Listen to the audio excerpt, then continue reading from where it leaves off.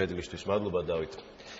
წიგნის დღესთან დაკავშირებით ძველნაბეჭდი წიგნების გამოფენა გაიხსნა იუსტიციის სამინისტროს ეროვნულ არქივში. საგამოფენო პავილიონში მე-18-მე-19 საუკუნეებში გამოცემული სასულიერო და საერო წიგნები გამოიფინა. ექსპოზიციაზე ძველნაბეჭდი წიგნების დეკორი, მინიატურები და ყრდის გაფორმების ამსახველი მასალაა წარმოდგენილი. ქართული ძველნაბეჭდი წიგნების დათვალიერება 6 მაისის ჩათვლით იქნება შესაძლებელი.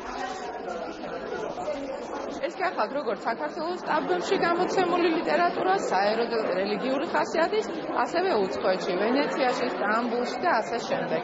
ვფიქრობ, როგორც უფროსებისთვის, ასევე სკოლის მოსწავლეებისთვის გამოფენა ძალიან საინტერესო იქნება. ის რაც ჩვენი ქვეყნის განვითარებისთვის ერთ-ერთი ყველაზე მთავარი პრიორიტეტია და ეს არის განათლება. ამით შეიძლება ძალიან ბევრი ნიშანდობლივი დასკვნის გამოტანა, რომელიც ალბათ ხელშეგვიწყობს, რომ განათლება როგორც პრიორიტეტი უფრო მეტად იქნას წინ წასული საქართველოში.